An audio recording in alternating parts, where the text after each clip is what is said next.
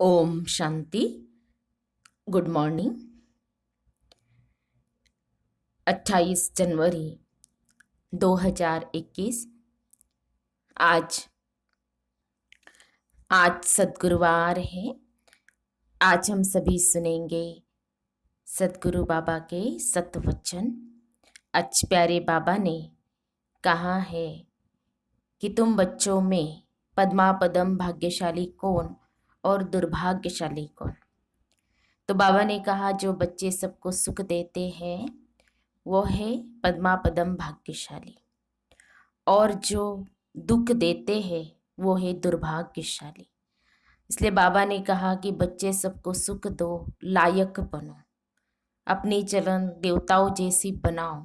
ये प्यारे बाबा ने कहा है। कल भी प्यारे बाबा ने धारणा भरी मुरली चलाई थी और आज भी बाबा की मुरली धारणा भरी है। तो सुनते हैं प्यारे बाबा की मीठी मुरली अर्थात सत्वचन। आज बाबा कहते हैं, मीठे बच्चे कभी भी मिथ्या अहंकार में नहीं आओ, इस रत का भी पूरा पूरा रिगार्ड रखो। बाबा ने कहा मीठे बच्चे कभी भी मिथ्या अहंकार में नहीं आओ, इस रत का भी पूरा पूरा रिगार्ड रखो। आज की मुरली में प्रश्न है, तुम बच्चों में पद्मा पदम भाग्यशाली कौन और दुर्भाग्यशाली कौन। तुम बच्चों में पद्मा पदम भाग्यशाली कौन और दुर्भाग्यशाली कौन। उत्तर है, बाबा ने कहा जिनकी चलन देवताओं जैसी है, जो सबको सुख देते हैं, वह है पद्मा पदम भाग्यशाली, और जो फेल हो जाते हैं उनको कहेंगे दुर्भाग्यशाली। कोई कोई महान दुर्भाग्यशाली बन जाते हैं, वह सबको दुख देते रहते हैं, सुख देना जानते ही नहीं। बाबा कहते बच्चे अपनी अच्छी रीति संभाल करो, सबको सुख दो, लायक बनो। ओम शांति। रूहानी बाप बैठ रूहानी बच्चों को समझाते हैं, तुम इस पाठशाला में बैठ ऊंच दर्जा पाते हो, दिल में समझते हो हम बहुत ऊंचते ऊंच स्वर्ग का पद पाते हैं। ऐसे बच्चों को तो खुशी बहुत होनी चाहिए। अगर सबको निश्चय है तो सब एक जैसे तो हो न सके, फर्स्ट से लास्ट नंबर तक तो होते ही है। पेपर्स में भी फर्स्ट से लास्ट नंबर तक नंबर होते हैं। कोई फेल भी होंगे तो कोई पास भी होते होंगे। तो हर एक अपने दिल से पूछे, बाबा जो हमको इतना ऊंच बनाते हैं, मैं कहाँ तक लायक बना हूँ। फलाने से अच्छा हूँ व कम हूँ, यह पढ़ाई है ना, देखने में भी आता है। जो कोई सब्जेक्ट में कमजोर होते हैं तो नीचे चले जाते हैं। बल मॉनिटर होगा तो भी कोई सब्जेक्ट में कम होगा तो नीचे चला जाएगा। बिरला ही कोई स्कॉलरशिप लेते हैं। यह भी स्कूल है, तुम जानते हो, हम सब पढ़ रहे हैं। इसमें पहली पहली बात है पवित्रता की। बाप को बुलाया है ना पवित्र बनने के लिए। अगर क्रिमिनल आई काम करती होंगी तो खुद फील करते होंगे, बाबा को लिखते भी है, बाबा हम इस सब्जेक्ट में कम है। स्टूडेंट की बुद्धि में यह जरूर रहता है, हम फलानी सब्जेक्ट में बहुत बहुत कम हो। कोई ऐसे भी समझते हम फेल होंगे। इसमें पहले नंबर की सब्जेक्ट है पवित्रता। बहुत लिखते हैं, बाबा हमने हार खाई, तो उसको क्या कहेंगे। उनकी दिल समझती होंगी, अब मैं चढ़ नहीं सकूंगा। तुम पवित्र दुनिया स्थापन करते हो ना, तुम्हारी एम ऑब्जेक्टिव यह है। बाप कहते बच्चों मामेकम याद करो और पवित्र बनो, तो इन लक्ष्मी नारायण के घराने में जा सकते हो। टीचर तो समझते होंगे यह इतना उच्च पद पा सकेंगे व नहीं, वह है सुप्रीम टीचर। और यह दादा भी स्कूल तो पढ़ा हुआ है ना। कोई कोई छोकरे अर्थात लड़के भी ऐसे खराब काम करते हैं जो आखिर मास्टर को सजा देनी पड़ती है। आगे बहुत जोर से सजाए देते थे। हाँ, बाबा कहते अभी सजा आदि कम कर दी है तो स्टूडेंट्स और ही जास्ती बिगड़ते हैं। आजकल स्टूडेंट कितना हंगामा करते हैं। स्टूडेंट को न्यू ब्लड कहते हैं ना, वो देखो क्या करते हैं, आग लगा देते हैं, अपनी जवानी दिखलाते हैं। यह है ये आसुरी दुनिया। जवान लड़के ही बहुत खराब होते हैं, उनकी आंखें बहुत क्रिमिनल होती है, देखने में तो बड़े अच्छे आते हैं। जैसे कहा जाता है ना, ईश्वर का अंत नहीं पाया जाता, ऐसे उनका भी अंत नहीं पाया जाता कि यह किस प्रकार का मनुष्य है। हाँ, ज्ञान का बुद्धि से पता पड़ता है। ये कैसे पड़ता है, इनकी एक्टिविटी कैसी है। कोई तो बात करते हैं जैसे मुख से फूल निकलते हैं, कोई तो ऐसी बात करते जैसे पत्थर निकालते हैं। देखने में बहुत अच्छे पॉइंट्स आदि भी लिखते हैं, परंतु है पत्थर बुद्धि। बाहर का शो है, माया बड़ी दुष्टर है।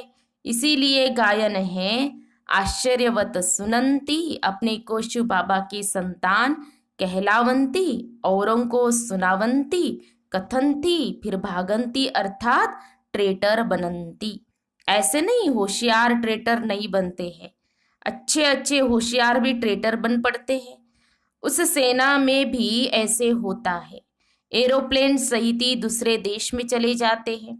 यहाँ भी ऐसे होता है, स्थापना में बड़ी मेहनत लगती है। बच्चों को भी पढ़ाई में मेहनत, टीचर को भी पढ़ाने में मेहनत होती है।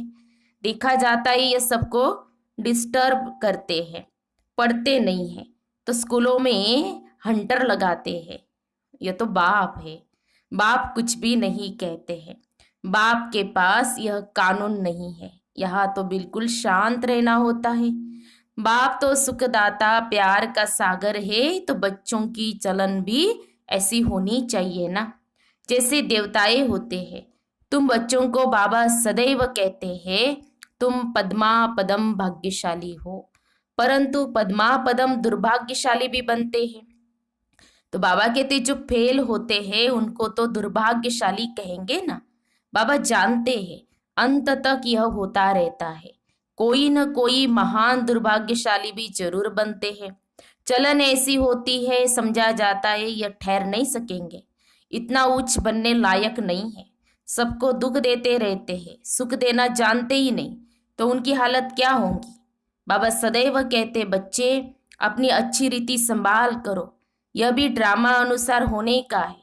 और ही लोहे से भी बदतर बन जाते हैं, सो भी अच्छे अच्छे कभी चिट्ठी भी नहीं लिखते हैं। बाबा कहते विचारों का क्या हाल होगा। बाप कहते हैं मैं आया हूँ सर्व का कल्याण करने। आज सर्व की सदगति करता हूँ, कल फिर दुर्गति हो जाती है। तुम कहेंगे हम कल विश्व के मालिक थे, आज गुलाम बन गए हैं। अभी सारा झाड़ तुम बच्चों की बुद्धि में है। यह वंडरफुल झाड़ है, मनुष्यों को यह भी पता नहीं है। अभी तुम जानते हो कल्प माना पूरे 5000 वर्ष का एक्यूरेट झाड़ है, एक सेकंड का भी फर्क नहीं पड़ सकता। इस बेहद के झाड़ की तुम बच्चों को अभी नॉलेज मिल रही है। नॉलेज देने वाला है वृक्षपति। बीज कितना छोटा होता है, उनसे फल देखो कितना बड़ा निकलता है। यह फिर है वंडरफुल झाड़, इनका बीज बहुत छोटा है। आत्मा कितनी छोटी है, बाप भी बहुत छोटा, इन आंखों से देख भी नहीं सकते।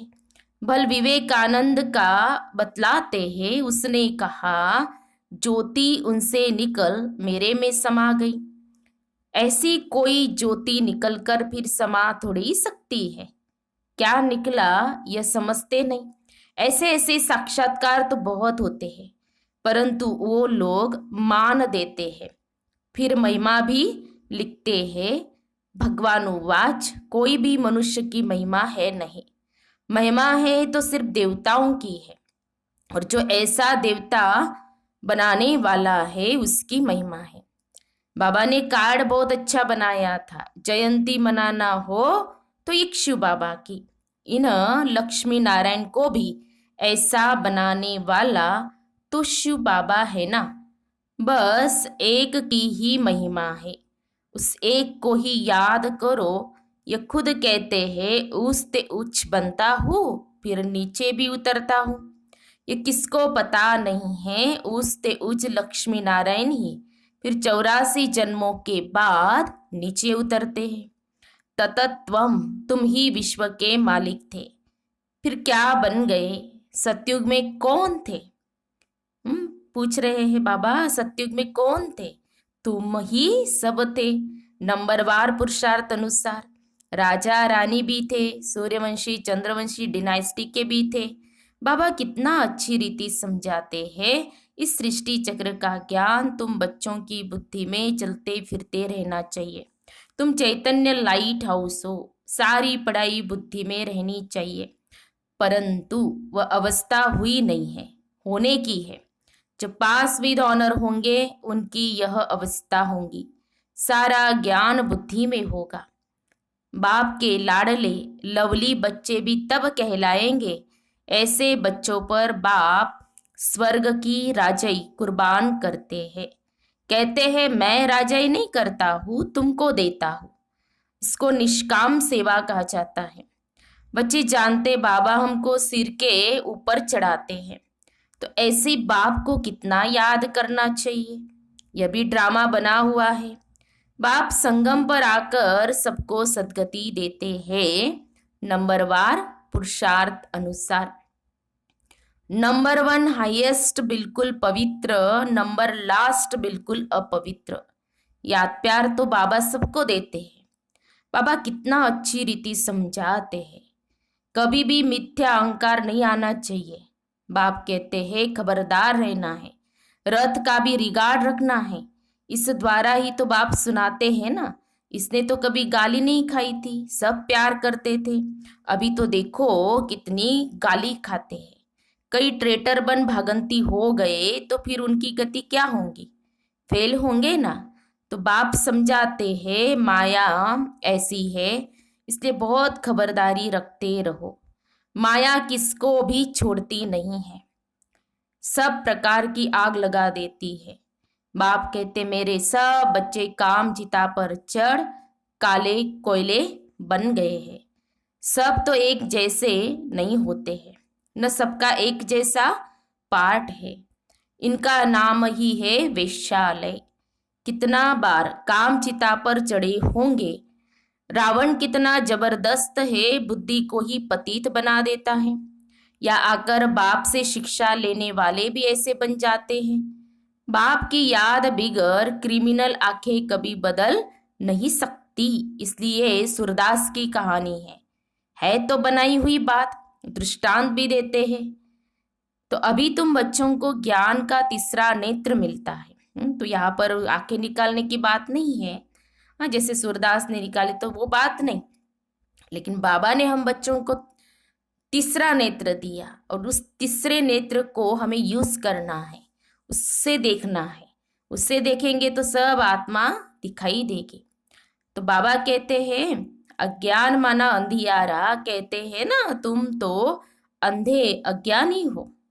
ज्ञान का तीसरा नेत्र नहीं, तो इसीलिए क्या कहेंगे अंधे अज्ञानी। अब ज्ञान है गुप्त, इसमें कुछ बोलने का नहीं है, 1 सेकंड में सारा ज्ञान आ जाता है। सबसे इजी ज्ञान है, फिर भी अंत तक माया की परीक्षा चलती रहेंगी। इस समय तो तूफान के बीच में है, पक्के हो जाएंगे फिर इतना तूफान नहीं आएंगे, गिरेंगे नहीं। फिर देखना तुम्हारा झाड़ कितना बढ़ता है। नामाचार तो होना ही है, झाड़ तो बढ़ता ही है। थोड़ा विनाश होगा तब फिर बहुत खबरदार रहेंगे, फिर बाप की याद में एकदम चटक जाएंगे। समझेंगे टाइम बहुत थोड़ा है, बाप तो बहुत अच्छा समझाते हैं, आपस में बहुत प्यार से चलो। बाबा कहते आंख नहीं दिखाओ, क्रोध का भूत आने से शक्ल ही एकदम बदल जाती है। तुमको तो लक्ष्मी नारायण जैसी शक्ल वाला बनना है। एम ऑब्जेक्ट सामने है, साक्षात्कार पिछाड़ी को होता है जब ट्रांसफर होते हैं। जैसे शुरू में साक्षात्कार हुए ऐसे अंत समय में भी बहुत पार्ट देखेंगे। तुम बहुत खुश रहेंगे। मिरुआ मौत मलुका शिकार, पिछाड़ी में बहुत सीनरी देखनी है, तब तो फिर पछताएंगी भी ना, हमने यह किया। फिर उनकी सजा भी बहुत कड़ी मिलती है। तो बाप आकर पढ़ाते हैं, उनकी भी इज्जत नहीं रखते तो सजा मिलेंगी। सबसे कड़ी सजा उनको मिलेंगी जो विकार में जाते हैं या शिव बाबा की बहुत ग्लानि कराने के निमित्त बनते हैं। माया बड़ी जबरदस्त है। स्थापना में क्या क्या होता है, तुम तो अभी देवता बनते हो ना, सत्युग में असुर आदि होते नहीं। यह संगम की ही बात है। यहाँ विकारी मनुष्य कितना दुख देते हैं, बच्चियों को मारते हैं, शादी जरूर करो, स्त्री को विकार के लिए कितना मारते हैं, कितना सामना करते हैं। कहते हैं सन्यासी भी रह न सके, या फिर कौन है जो पवित्र रह दिखाते हैं।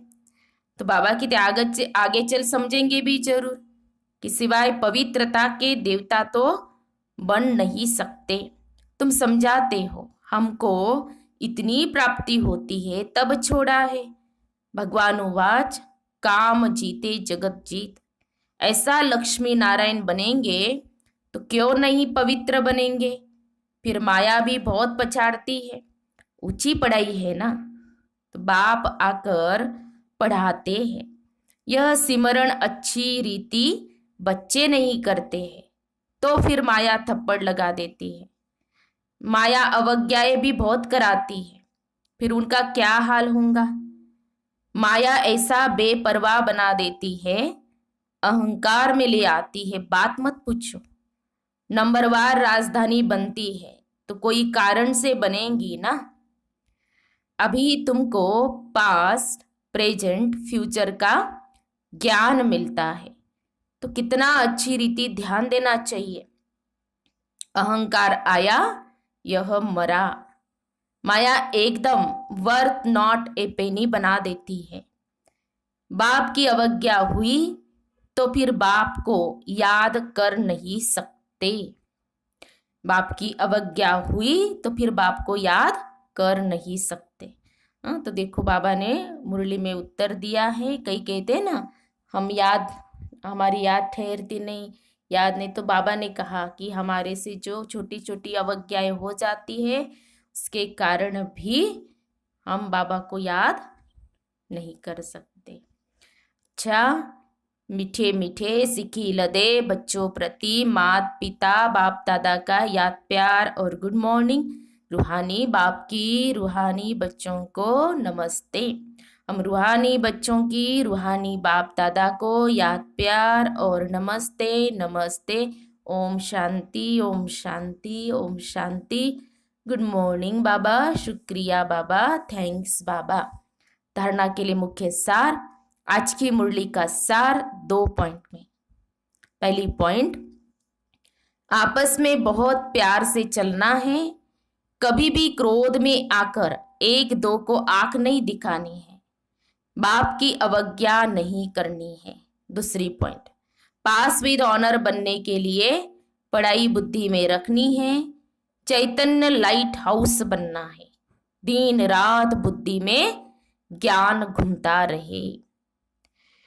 आज की मुरली में सतगुरु बाबा का वरदान है, सदा अपने श्रेष्ठ भाग्य के नशे और खुशी में रहने वाले पद्मा पदम भाग्यशाली भव। सदा अपने श्रेष्ठ भाग्य के नशे और खुशी में रहने वाले पद्मा पदम भाग्यशाली भव। स्पष्टीकरण है, सारे विश्व में जो भी धर्म पिताए व जगत गुरु कहलाने वाले बने हैं, किसी को भी मात पिता के संबंध से अलौकिक जन्म और पालना प्राप्त नहीं होती है। वे अलौकिक मात पिता का अनुभव स्वप्न में भी नहीं कर सकते। और आप पद्मा पदमपति श्रेष्ठ आत्माएं हर रोज मात पिता की व सर्व संबंधों की याद प्यार लेने के पात्र हो। स्वयं सर्वशक्तिमान बाप आप बच्चों का सेवक बन हर कदम में साथ निभाता है। तो इसी श्रेष्ठ भाग्य के नशे और खुशी में रहो। स्लोगन है, तन और मन को सदा खुश रखने के लिए खुशी के ही समर्थ संकल्प करो। तन और मन को सदा खुश रखने के लिए खुशी के ही समर्थ संकल्प करो।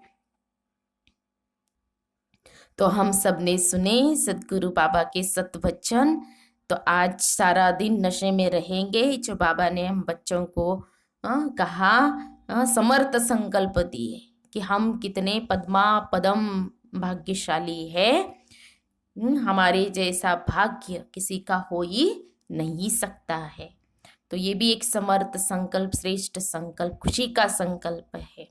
तो इससे तन और मन भी क्या रहेगा, दोनों ही अच्छे रहेंगे। तो ये सारा दिन इस नशे में भी रहना है। और बहुत सारी बातें बाबा ने मुरली के अंदर बताई हैं, उसको क्या करना है, बार बार मनन करना है और खुशी में रहना है। अभी सुनते हैं आज का स्वमान। आज का स्वमान है, मैं आत्मा सच्चे दिल वाली हूँ। मैं आत्मा सच्चे दिल वाली हूँ। अभ्यास एवं चिंतन है, पावरफुल याद के लिए सच्ची दिल का प्यार चाहिए। सच्ची दिल वाले सेकंड में बिंदु स्वरूप बाप को याद कर सकते हैं। सच्ची दिल वाले सच्चे साहिब को राजी करने के कारण बाप की विशेष दुआएं प्राप्त करते हैं, जिससे सहज ही एक संकल्प में स्थित हो ज्वाला रूप का अनुभव कर सकते हो, पावरफुल वाइब्रेशंस फैला सकते हो। तो आज सद्गुरुवार है, तो आज सद्गुरु बाबा को भोग लगेगा। और आज 28 जनवरी, तो आज हमारे अति प्रिय आदरणीय रमेश भाई जी, उनकी पालना हमने ली हुई है। स्पार्क के निमित्त विशेष हमने आदरणीय रमेश भाई जी की पालना ली हुई है। तो आज उनका भी चौथी पुण्यतिथि है।